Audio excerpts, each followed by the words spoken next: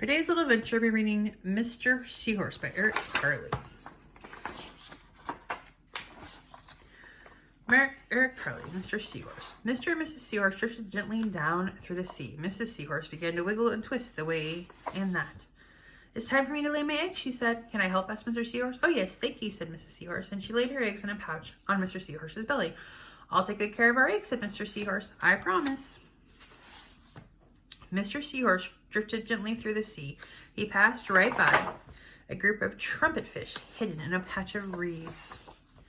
But before long, Mr. Seahorse met another fish. "How are you, Mr. Stickleback?" asked Mr. Seahorse. "Delighted," replied Mr. Stickleback. "I just built a nest, and right away Mrs. Stickleback laid her eggs into it. Now I'm taking good care of them until they hatch. Keep up the good work, Mr. Seahorse," said Mr. Seahorse, and swam on his way. And Mr. Seahorse drifted gently through the sea, and he passed right by a lionfish behind a coral reef. But before long, Mr. Seahorse met another fish. "How are you, Mr. Tilapia?" asked Mr. Seahorse.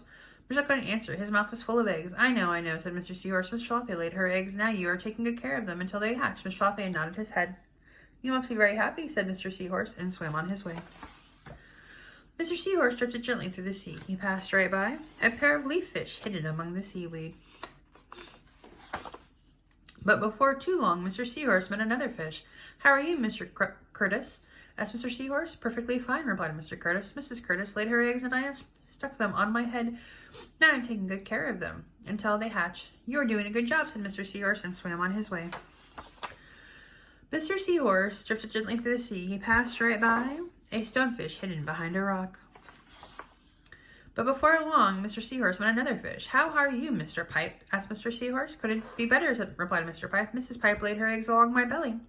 Now I'm taking good care of them until they hatch. You should feel proud of yourself," said Mr. Seahorse, and swam on his way. But before long, Mr. Seahorse met another fish. "How are you, Mr. Bullhead?" asked Mr. Seahorse. "Tip-top," replied Mr. Bullhead. "Mrs. Bullhead laid her eggs, and the eggs hatched. Now I'm babysitting." "You're doing a fine job," said Mr. Seahorse, and swam on his way. The time had come for the Seahorse babies to be born. Mr. Seahorse wiggled and twisted his way in that. At last, the babies tumbled from Mr. Seahorse's pouch and swam away. One baby turned around and tried to come back into the pouch. "Oh, no," said Mr. Seahorse. "I do love you, but now you're ready to be on your own." The end.